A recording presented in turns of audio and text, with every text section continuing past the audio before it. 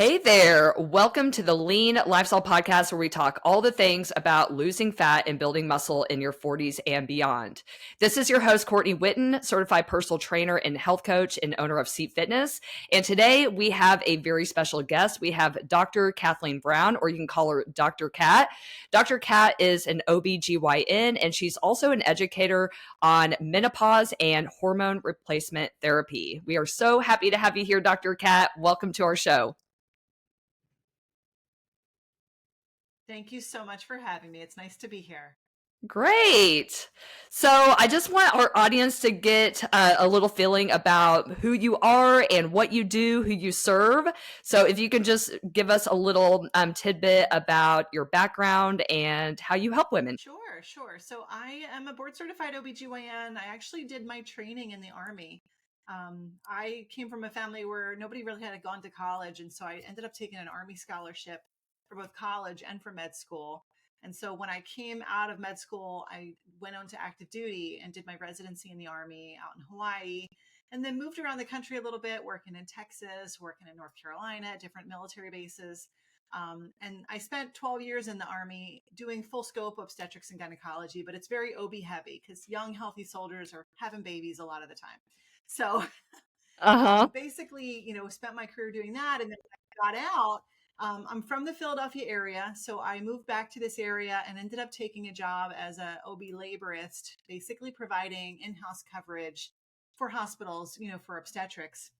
And then I was approached, probably about a year or two into doing that job. I was approached by a colleague who was doing a startup for GYN telemedicine, for menopause care.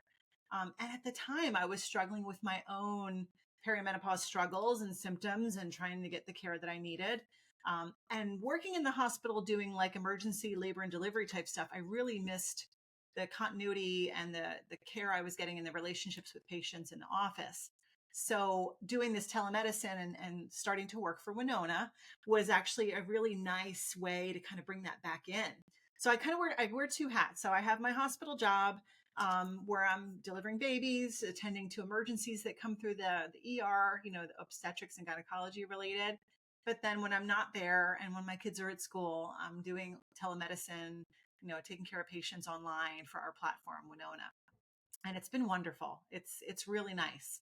Um, and then this year, they actually also offered me the position to be medical director at Winona. So now I've started to curate more content for educational purposes for our patients online, but also recording educational videos, trying to get the word out. And it's nice because there's a few of us in the space trying to educate. And I think that the more that women are talking about this, the more they're getting educated.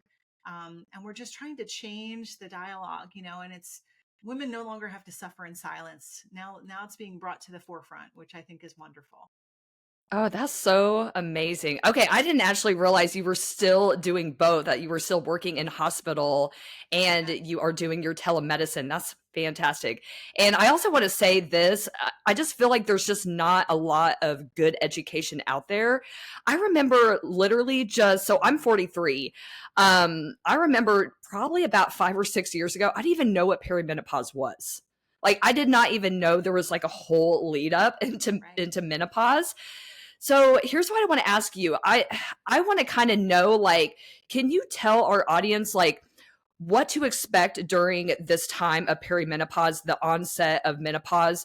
Like what happens to our hormones and what are some symptoms that some of our audience members might experience?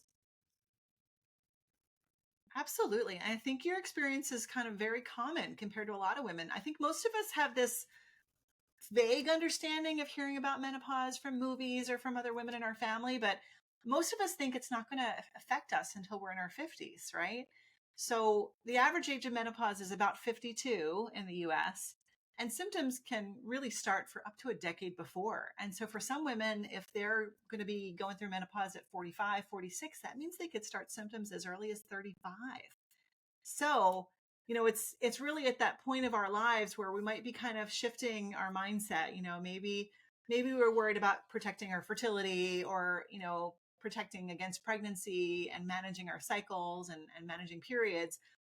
And then all of a sudden, as we continue to age and get into this perimenopausal time frame, a lot of symptoms can come on board, but sometimes they're very subtle and very vague initially. It's not always the first ones you see are not the hot flashes and night sweats necessarily. So normally it can start off with mood changes, brain fog, having a hard time prioritizing or even keeping your train of thought. Very, very common to go into one room to get something. And then when you get there, you forget what you went into that room for. And so all of these things that are starting to happen in these symptoms, it's all related to the loss of estrogen in our system. And the brain fog and the mood changes are related to the loss of estrogen from the brain, affecting our neurotransmitters and our brain pathways. So really significant. But there's also other things that can happen. So skin changes, hair changes. Might notice all of a sudden that your skin seems more dry. You might need to really pile on the moisturizer all of a sudden, where maybe it wasn't an issue as much before. And then the hair can change too. Our skin loses elasticity, hair can become brittle. We might notice we might have more hair loss in the brush every day, taking care of our hair. But also the scalp can change. And there's other symptoms as well, like ringing in the ears, itching, or feeling paresthesias, feeling like something's crawling on your skin. And then there's also sexual symptoms as well. So loss of libido is really, really common. Also decrease in vaginal lubrication. Like everything in our vaginal area, as it loses estrogen, starts to respond differently. So you might notice you might be in the mood, you might have the desire, but then your body's not responding like it maybe did 10 years before. As far as being adequately lubricated for intercourse and being receptive for intercourse. So often some women will notice like they have to go buy lube to be able to be comfortable during any kind of like penetrative activity. So many things that can happen, but also our GI tract can get affected. Our bowels and how we process food. Sometimes indigestion can be more common, bloating, and a lot of women start to gain weight too. Our metabolism changes. And a very, very common symptom that universally affects women during this time is sleep problems. And they can be a variety of different things. So sometimes difficulty falling asleep, but also difficulty staying asleep, or even just getting quality sleep. You might be in the bed all night, but you wake up in the morning feeling like you were just not well rested. And so it might be that you're not getting like restorative sleep that you need. And it's hard to know like what is causing that. But what we do know is that the decreasing estrogen could be giving you night sweats while you're sleeping, but you might be half awake and half asleep and not really recognize the night sweat itself. But your body is alert enough to be woken up, and then you're tossing and turning in the bed. And so that can disrupt the quality of your deep sleep and restorative sleep. So, I mean, the symptom list is endless. If you look at a variety of different places, you can see a list of up to 100 symptoms. But probably the more common ones, it's around 30 to 40 or so that are classic symptoms. But many of them, I feel like, can be rationalized away. A lot of women, at this point in our lives, like when you're in your mid 40s or even early 40s, usually you're at the pinnacle of your career, you're successful, and maybe you have a lot of stress, we have a lot of things going on. And so we might blame it on that, right? And then often, if you're like me, trying to balance work and then taking care of kids or taking care of parents, often we don't give ourselves enough time to really prioritize our sleep and our own health.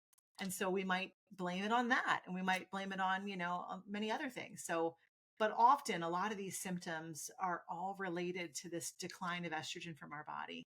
Joint pains are another thing that's very, very common as well. So, and the list could go on and on. I think that we could probably spend an entire episode just talking about symptoms and kind of what to watch out for and what to anticipate. But every woman's experience of this process is going to be unique. That's the interesting part of it. Mm-hmm. Yeah. And here's the thing, like you always hear about the night sweats, but yeah, like a lot of this stuff is new. I'm having issues with my own sleep, and I know that's probably could be a part of some symptoms there. But I thought it was interesting that you said that you talked about how women, it's a really busy time at this stage, being in your 40s and 50s. A lot of us are into our careers, maybe we are caring for aging parents, maybe our kids are going off to college, or maybe a lot of us still have young kids at home. So that's something that I actually have run across with my own personal training and coaching clients, is trying to juggle everything and trying to manage perimenopausal and menopausal symptoms. And of course, the number one complaint that I get is unwanted weight gain. And this is usually with, the Yes. whole idea of like, I'm not doing anything different. Like, why am I gaining weight? Yeah, absolutely. I mean, but really the weight gain is related to this high stress state that really we end up getting into as we're starting to navigate this whole transition. Because when we're not sleeping as well and we're not focusing on ourselves and we're not optimizing our nutrition and our fitness, everything, it's like almost like we're in a fight or flight mode. And when you're in fight or flight mode, it doesn't matter how many calorie restrictions you do, it doesn't matter how much you work out. Like if you're in a constant high stress state, your body's going to hold on to every calorie. It's not going to want to expend Right. anything. And so we tend to accumulate weight, especially for women in midlife. It tends to accumulate in the midsection, right? So the Yes. infamous meno belly that we talk about. Yes. Mm-hmm. And so that is purely a sign of stress related weight gain. And but also the hormone changes as these hormones are in flux and the estrogen levels are declining. Our metabolism is not responding the way it did before. Like, so maybe things you did in your 20s to try to trim up and to get fit again, if you had periods of not being well, they don't work anymore. It's totally different. And Right. so it's a whole new game in midlife that we have to kind of revisit. And I think that, you can no longer do just some cardio and just expect to get the results that you want. So it's a whole compilation of things. But I think that really the important thing and the message I like to drive home to my patients is that use this time frame, like while you're suffering with these symptoms, take this as a positive thing. Perimenopause and menopause, take the word pause, bring it back to your life, and make this time Ooh. period be a time where you really focus in on yourself and take the pause to reevaluate everything in your life.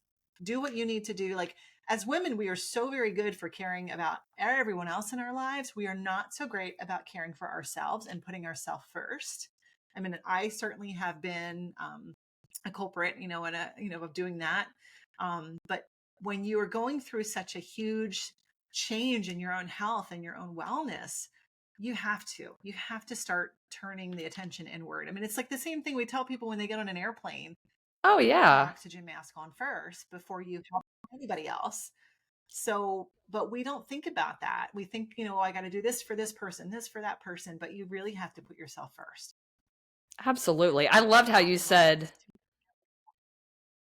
absolutely. I agree. I loved how you said about menopause. Like, I've never even heard of that, like, analogy, but I think that's great because, like you said, like, we don't even prioritize our health as is. And especially, like, at this stage in our life, when we have so much going on. But what a lot of women don't realize is when you do take care of yourself, you're able to give more to others as well. So it can actually be beneficial for not just Yeah, yourself and your own health, but it can be beneficial for the people around you. absolutely. Right. You can't pour from an empty cup, right? I mean, that's that old Right. wise saying. Hmm. Yeah. So, what are some like lifestyle factors like for someone who's feeling really overwhelmed? And I also want to point this out, Dr. Kat, is I have heard this from some of my menopausal clients. Like a lot of doctors are just like, this is the way it is. Like, I kind of understand that. But at the same time, I kind of feel like it makes women feel defeated, like they're not able to make any changes. So, on that note, if Yeah. someone's feeling super overwhelmed, with making lifestyle changes, what are like one, two, three small things that they can do as far as lifestyle goes to kind of help them like manage symptoms a little bit better? Yeah. I think one of the most important things is finding something that brings you joy that also includes moving your body, right? So I think so many of us have this all or none mentality, thinking that if we're going to get fit, that we all have to be at the gym, we all have to do everything that everyone's doing on Pinterest or on their reels on Instagram, Mm-hmm. doing all the same thing. But if you don't enjoy that, it's not going to work for you. If you're having to like drag yourself to the gym and do that, it's not going to be something that you can incorporate to your lifestyle as well. Like for me personally, my favorite way to work out, especially when the weather's nice, is to be outside. And normally that means being out in my garden, digging holes, moving things, transplanting things, carrying stuff all over the place, pushing my cart around, like after I've trimmed out some stuff and weeded or done whatever. I could be out there for hours and completely forget that I have been doing hard manual labor for 2-3 hours. I will forget because it just feels so good, and it feels great to be out there, to have my hands in the dirt, to be in the sun. Now, I can't do that all year round, right? So obviously when it gets cold in Philadelphia, like I can't be out in the garden when the ground is ice. Um, so you have to find other ways, but it can be little changes. It doesn't have to be an overnight complete commitment where you're working out 5 days a week. You know, it could be you decide at work you're going to start taking the stairs instead of the elevator if you're in a bigger building. Or when you go to the grocery store, that you're going to park the furthest spot from the front door of the store so that you can walk more. You know, and it can be little changes like that, like these moments of movement you can add in 5 minutes here, 10 minutes there, they add up. And the more that we get away from a sedentary lifestyle, the better. The other important thing is that, you know, weight restrictions as far as like, you know, doing resistance exercises or weight training is so very important for the strength of our bones and for our fitness, but also it makes you feel more confident. It makes you stand taller. You feel stronger. And that's even better. And then when we start to incorporate these things into our lifestyle, we end up sleeping better. Honestly, the more you move your body and feel good, then you'll start to feel what foods make your body feel good and which ones make your body feel not so good. I think that like it takes kind of slowing down and really appreciating how your body feels when it does different things, whether you're eating something or whether you're moving your body, you know, and really, really finding out what works best for you as an individual, I think is important. You know, and I think eating as many fresh whole foods that you can, as many colors of the rainbow is what I tell my kids. Like I want them to eat not monochromatic foods, you know, like I want Not them to just eat like white colorful foods. things. Yeah, I'm trying to encourage them to try new things, but you know, lots of fresh fruits and veggies and things like that I think are so very important. And you just honestly, when you eat those foods, you feel better after eating them than Mm-hmm. eating a burger and fries. Like usually after that, you know, if you eat junk food, you feel like you need to take a nap. Pay attention to how foods make you feel. Your body will tell you what it needs, right?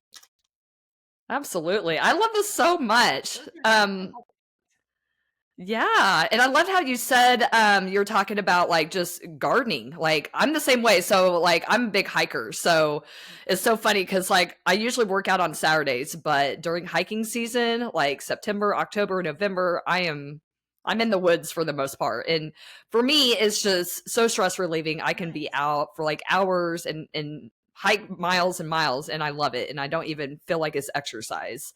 I also like that you touched on Yeah. like, hey, y'all don't have to like work out 5 days a week to see results. Like, even just strength training twice a Mhm. week, maybe supplementing that with any kind of other exercise you like, dancing, low impact aerobics, walking. Walking is like my favorite type of cardio personally. It's bone building, is stress relieving. Yes. Yes.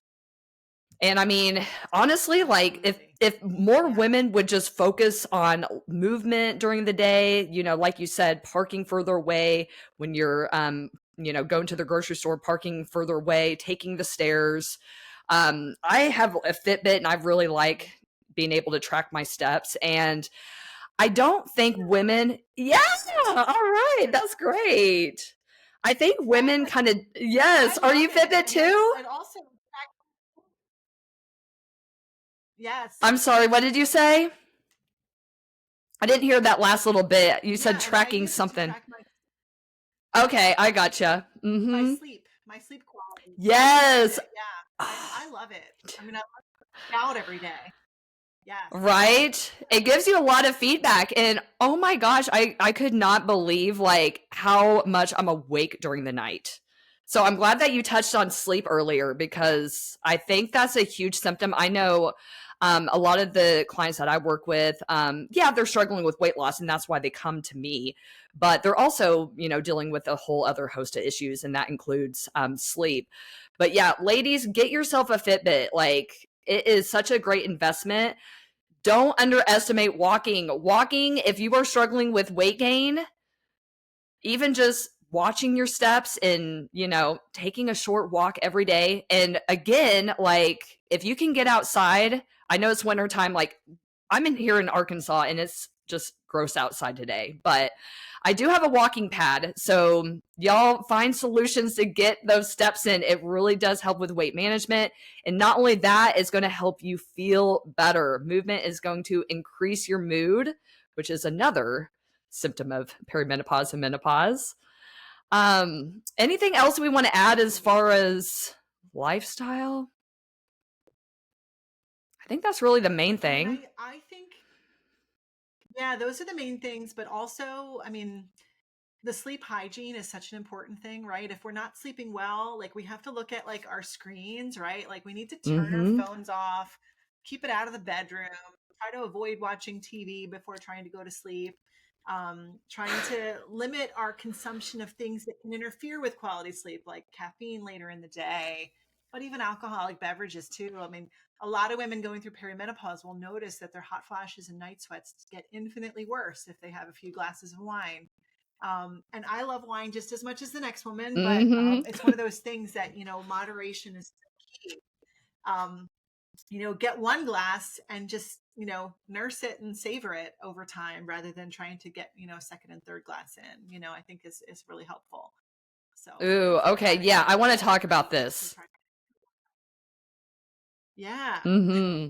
Yeah, so I've been doing like experiments with this. I'm a big wine drinker. I have been moderating my intake because I notice how much better I sleep. I generally do not have as many like wake ups during the night when I do not drink alcohol. When I do, like I've noticed like one glass might not affect me, but two, three, oh buddy. Like I even see like these huge variations in my breathing.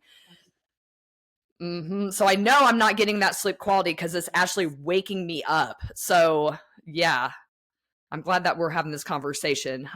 Yeah. I I mean, when think, you think about it, like fundamentally, when we drink wine or any kind of alcohol, you're literally putting a toxin in your body. So even though you're tired and you want to lay down and go to sleep, your body's working really, really hard to clear that and to process it and to get it out of your system. So often we're getting up in the middle of the night to pee, which is me. Like if I haven't had to every drink, I'm night. usually getting up in the middle of the night to pee. Um, Yes, yes, but it's like your body is working so hard to do that digestion of that toxin while you're sleeping that it definitely is going to affect your sleep quality. Yeah. Absolutely. Yeah. I think that's something that, like sure, I don't think everyone needs to quit if you don't want to. I think that's a very personal choice, but I think it's something that, if you're dealing with perimenopausal symptoms, if you're noticing that you're not getting good restful sleep, I think it's worth like moderating and doing things like tracking your sleep and seeing how it's really impacting you and paying attention how you feel throughout the day. Yeah, For sure. absolutely. Yeah, I agree. Yeah. Let's see. What's something that most women don't really realize about menopause? What's something that we don't know? Is there like a secret out there that we like maybe something that's just not talked about a whole lot? Is there anything that you can think of? Well, I think one of the biggest things that not many of us realize is how early this process starts. I mentioned that a little bit Mhm. earlier, but even for me, like as a board certified OBGYN, like this is my world. Like women's health is my entire focus of my career. And I really thought I was going to be fine until I turned 50. I think many of us have this impression that like menopause is for like much older women, like the Golden Mhm. Girls. And, Right. and I don't think I don't think that many of us understand, and it really wasn't part of the dialogue at all. But like, I think that understanding that our body is constantly changing, like we are born with all the ovarian capacity that we're ever going to have when we're infants, right? We're born with ovaries full of eggs, and then as we get Mhm. older, and then every menstrual cycle that we have, we're releasing eggs, and really what happens is as that egg reserve declines, so does our estrogen production over time. So these changes can happen so much earlier than we anticipate. The hardest part is that for many of us, like trying to advance in our career, a lot of women are foregoing childbearing until later in life. And some women are starting to notice, like, as they're going through infertility treatments or even trying to get pregnant, they will start to notice like some of these symptoms creeping up too. Um, and I think it's just being aware and being cognizant of how early these changes can happen, and starting to have the conversation is so much more important. And I think a lot of women feel that they can't do anything about it until it's done. I think that's probably a Right. common misconception, and a lot of doctors feel this way because they don't have the training in taking care of women in perimenopause or in menopause. But a lot of people think that you need to wait till the factory is completely shut down before you offer treatment. But why should women have to suffer, let their estrogen level decline, and tank, suffer horribly before they get treatment, right? Why not give hormone supplementation before we dip so low so that we can have all the beneficial effects of the hormones to continue for our vitality, for our bone health, for our heart health? I think that's so very important, that whenever you're at the point where symptoms become so bothersome that they're affecting your lifestyle, that's when you need to start having the conversation about making changes, making sure you're focusing on the lifestyle changes that we talked about, but also the possibility of adding medications like hormone therapy as well, around that time too. So I Absolutely. think that That's a those are great all mindset. things.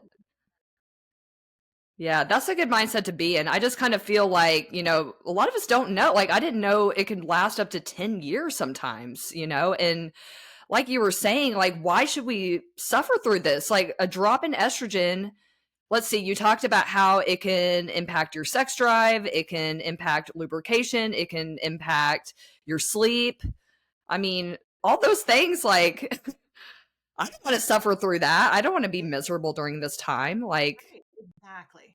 Yeah, yeah. and comparatively, if the roles were reversed, and if men universally at a certain age all had sudden decline and drop of their testosterone, Oh my gosh. there would have been so much research and so much effort and treatments poured into this, right? I mean, we've seen that somewhat when you look at what happens to men getting older with erectile dysfunction, right? So now there's so many medications available. And honestly, it comes down to like how we as women are kind of viewed and what our worth is to the generalized society, right? So once we're done with childbearing, they don't really care, right? We're useful when when we're having children and when we're vital, and then it's all of a sudden we're aging, and they didn't want to put a lot of time and research into women's health. And so Wow. now there's more of a dialogue, and women are demanding better, but women weren't even included in research trials until recently because our That hormones are blows my too mind. variable, and the researchers didn't want to take that into account. So That is it's crazy. a but it's a reflection of how our society looks at us as a whole too, right? It's that paternalistic view of everything.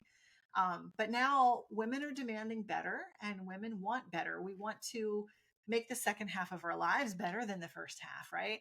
There's a freedom and a power in like aging as women, I think. I mean, I'm starting to see that now for myself, that once the fear of an unwanted pregnancy is off the table and you can really focus on you and what you want, it's liberating. But at the same time, like, why do that while your body is starting to try to decay and like drop Right. the estrogen levels? Like, I want to take hormone therapy until it's no longer safe for me. Like, they're gonna have to pry it out of my hand or something old and gray. You have a good point. I never really thought about it in that light, like how it's just kind of unequal, like how we're treated, and like you said, I can totally see that. Like, that's just insane. I never really thought about it in that way. That Yeah, just blows yeah. my And I, mind. I think that so many women are suffering with symptoms, and they go to try to get help from a provider, whether it be a male doctor or a female doctor. And I think that the thought is, well, this is a natural process. You just have to suck it up. Like, you just have to deal with it. But it's really not something that you should have to suffer with. And I have so many patients that get put on antidepressants when they're really suffering from perimenopause, and the antidepressants might help a little bit with brain fog. They might help somewhat with the Mhm. mood changes, but they don't address the fundamental issue that's causing all the symptoms, which is the declining estrogen levels, right? So Right. it may help with some of the symptoms, but it's not it's like putting a Band-Aid on one particular symptom without addressing the root cause of what's really going on. Right. And not to mention all the side effects that some antidepressants have. Yeah. That's just not attractive to me. Right. No thanks to the weight gain. That Exactly. sounds terrible. Yeah, it's not really fixing the problem, right? Weight gain, right. Like maybe Exactly. it might help you It's like feel any better, other like right. Like it might make you feel better mentally, but it's not really doing anything to your estrogen, I would assume. right. Right. And it's not going to address the other physical symptoms like the joint pains, the body aches, the Right. loss of muscle mass, all these other things that are happening at Wow. the same time. It's not going to even touch those, right? And it won't address Uh-huh. hot flashes. Yeah. That's crazy. Hey, So while we're on important this to get to. subject, yes. What about birth control pills? I'm very curious about this. So I personally went off of birth control. My doctor actually was like, "Well, why go off birth control?" And I'm like, "I don't need it. Like, I don't need it." So I don't know. I'm kind of curious because she kind of wanted me to stay on it, just like to keep things like regular. But I'm just like, I went off of it. I haven't looked Yeah. back since, and I'm glad now. Yeah. If my advice to patients is that if you do not need birth control to prevent an unwanted pregnancy, like say you've had your tubes tied or your partner, if you have a male partner, they've had a Mm-hmm. vasectomy and you don't need it to protect against unwanted pregnancy, what you have to consider is that birth control are all synthetic hormones, right? Right. The whole point of birth control is to suppress our body's own inherent hormones to prevent us from ovulating so that we don't get pregnant. Birth control works great to regulate cycles. If you have heavy periods, it works great to Mm-hmm. prevent against an unwanted pregnancy. It's not great to provide hormones for someone who's going through perimenopause and menopause because basically you're taking synthetic hormones to suppress your body's own natural function. When your body's own natural function is declining anyway, now you're putting these synthetic hormones on top of it. You might get some mild symptom relief, but it's contrary and contradictory to what we want to do. And also, when you compare birth control to hormone replacement therapy is safer, generally lower dose than what the birth control Okay. pills are out there. But a lot of doctors and other providers out there that because they have so much comfort and experience using birth control throughout their career and Ah. with women throughout their experience, it's their go-to. And it's like, well, I know this pill. I'm comfortable prescribing it. Here, let me give you this instead of hormone replacement therapy. It's because they don't have the comfort level with actual bioidentical hormones that would actually do better and actually respond. The patient's symptoms would respond better to HRT, 9 times out of 10 better than birth control would.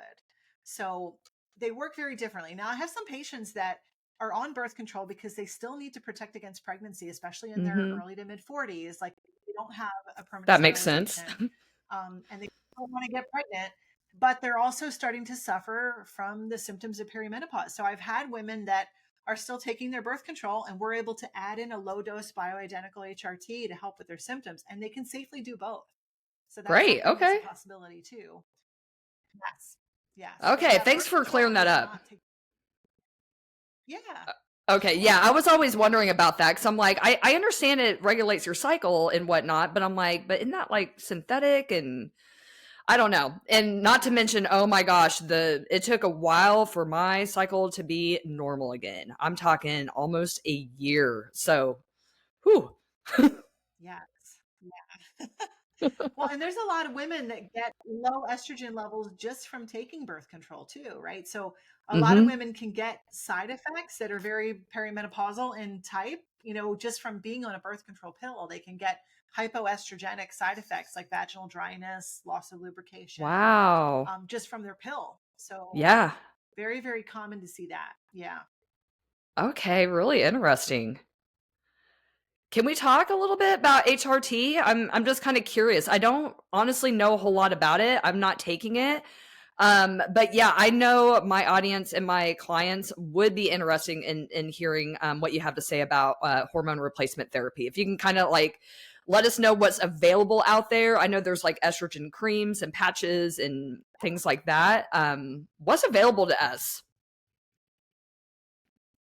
I mean, really, there's a lot out there. So if you want to go to the traditional route and you want to see an in-person doctor who is comfortable treating patients with menopause, there are a lot of different options that are available at your local pharmacy. Anything from pills to patches to creams to a mist, gel, vaginal rings, all kinds of things that are available.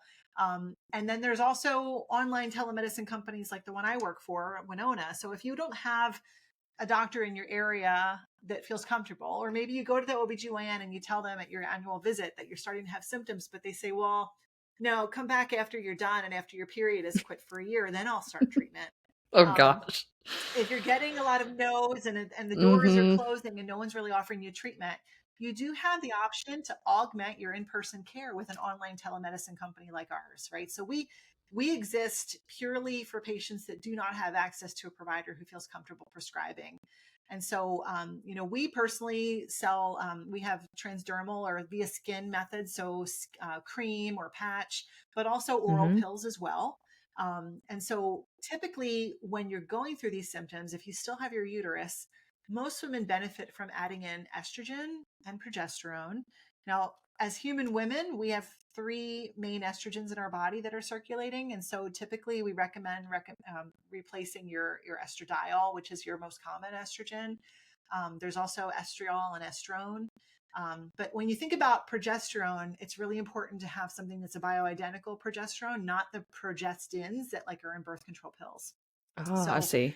sticking to natural hormones and the word bioidentical basically just means these are hormones that are biochemically identical to what your body was making on its own when it was making enough of them. And so those medications your body tends to tolerate a lot better, less risk of side effects because your body recognizes these hormones as the same as what it's creating. Your body ends up doing better than taking something synthetic. But there are bioidentical options that are available from your local pharmacy too, if someone is willing to prescribe for you as well.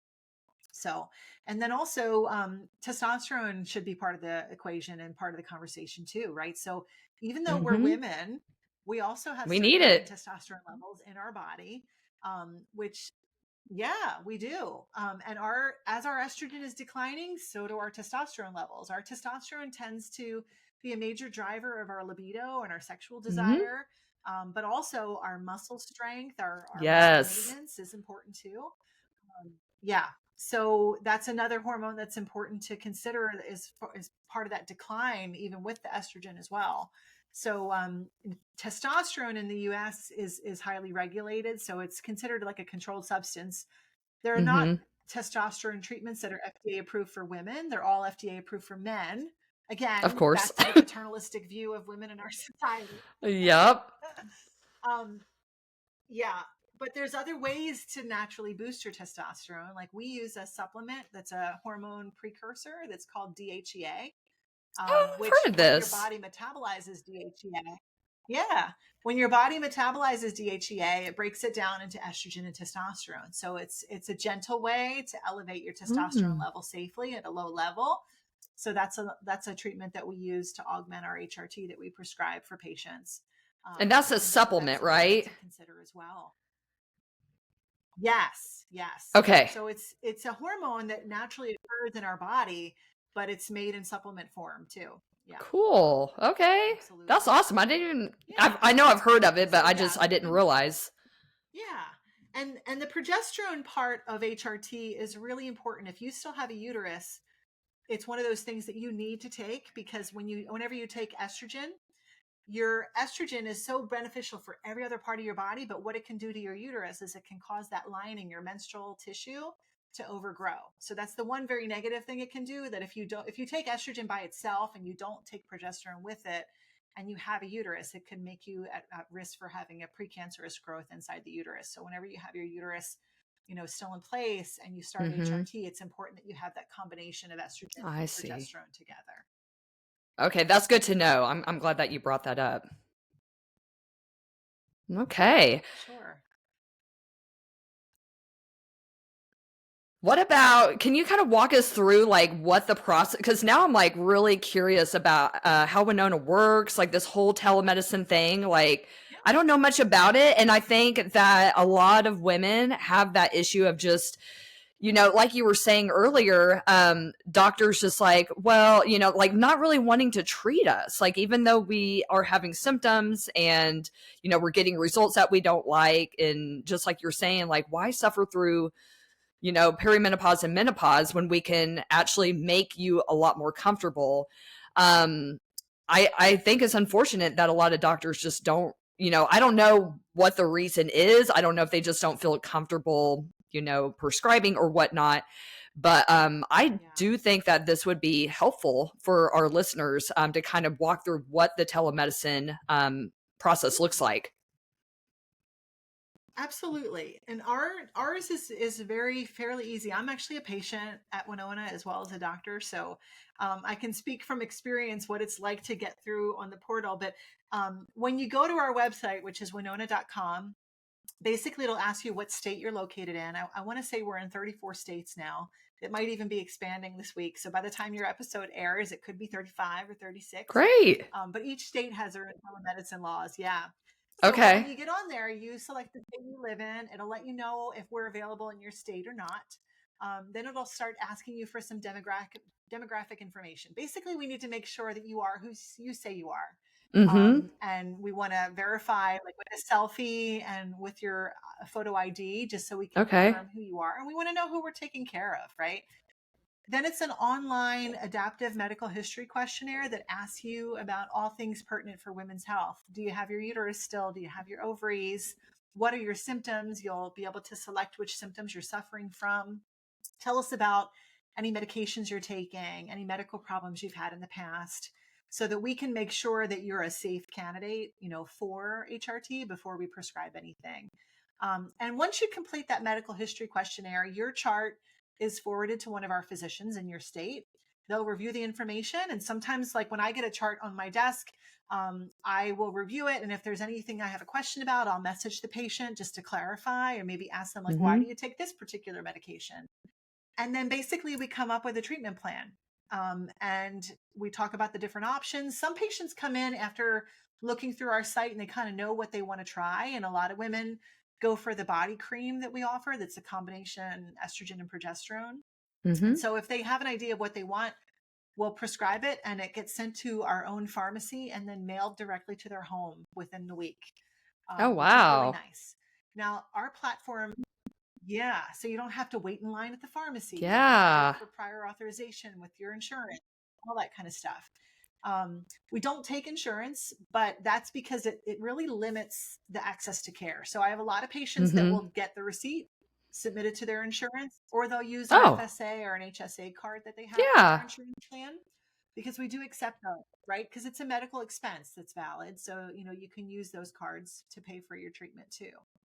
That's And ours great. is what we consider to be an asynchronous telemedicine site, meaning that you do not have to schedule a face-to-face like video visit like you and I are talking right now. Oh, really? So the nice thing is, like, right. So there's some sites that require the face-to-face visit, but ours is asynchronous, meaning that at 2 a.m. when you get up with your night sweats and you think, I'm done with this, I'm I just done. want to do something, you can get online, and you can get online at that time, set up your profile, and it will go to the doctor. And then when the doctor logs in again, they'll be able to message, go through.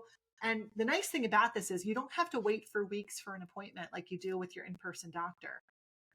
Anytime you have questions, our patients have access to our doctors 24/7 via messaging. Oh, wow. So it's Really? really nice. That is Yes. amazing. I just love technology. I love how. And there's a lot of other things. Oh, yeah. There's a lot of educational material that's free on our website too for patients, because we really think it's important to, use our platform to kind of help educate women and get information out too. There's some free resources like symptom trackers and things like that patients can utilize on the site too. So, even if you're not sure if you want to start treatment, but you want to explore. Oh, you see one of my kitties. I see your cat. Just wanting to know what I'm doing. That's But hilarious. yeah, you can just explore without a commitment to actually start treatment. If you wanted to just check out the website, it's just winona.com. So Winona.com. winona.com. Okay, So, great. I'll make sure I yeah, pop that into the show notes. So I think that's wonderful because, like I said, and this is why I wanted to do this episode with you. Like, there's just so many people that are misinformed. They're thinking like there's nothing I can do, but I really think that there is a lot that people can do. And I think that by having some educational resources, we can really get the message out there. absolutely. And the more we have these conversations, your listeners are going to hear this. They're going to talk about it with their friends who maybe haven't heard it. And then the more women share information with each other, then the next generation of women that are going through this aren't going to be suffering in silence like our mothers did. Right. It's going to change the tide. I think that just having these conversations is so important to make care more accessible to everyone.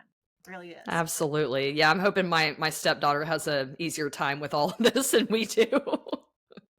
For sure. Yes, definitely. Definitely. Right. Any last thoughts, Dr. Kat? Anything that you want to add before we call it a great day? Yeah, I would tell your listeners, if I had one piece of advice for them, is to learn as much as they can about their own bodies. Learn as much as you can about how your body works, track your symptoms. Knowledge is power, right? And the more that you take your health into your own hands and you become captain of that ship and really help to navigate your own medical care, the more powerful and healthy that you can become and stay as you continue to move forward in your life. I think it's so very important that we take ownership and that we take that power back. And if you get no as an answer, or you get that closed door, don't be afraid to go elsewhere. Don't take no for an answer. This refers to anything when it comes to your health. If you don't feel right and you don't feel listened to or heard, get another opinion. Go somewhere else. Like, don't take that as the final be all say all, because you deserve better. So, really get the knowledge out there, and knowledge is power. It can only help you. I love it. I absolutely agree. Yeah, track your cycles, track symptoms. And yeah, if you get a no and you have a feeling that something's not right, it's okay to find someone else. Absolutely. Absolutely. Yes. Great. And let's see, Thank you're you on so much for joining Instagram? me. This was a great conversation. You're welcome. Yes, you can Yeah. find me on Instagram. You can find me on Instagram at Dr. Cat OBGYN. And we try to post, educational content and stuff like this. That's, just to help educate women and make it more information out there for everyone. Oh, that's great. Awesome. I'll make sure that I put let's see, your website. I might have you like send that to me, your website, and then also your Instagram handle. And anything else that you want me to post in the show notes so that way our listeners can get the education that they need. Absolutely. Great. Sounds good. I'll send you all of that. All Yes. right, sounds good. Well, thanks again so much, Dr. Kat, for joining us on our podcast episode today. All right, guys, that is it for today. Make sure that you check out all the links into the show notes so you can be empowered with your own health. All right, everyone, that's it for now. Bye for now.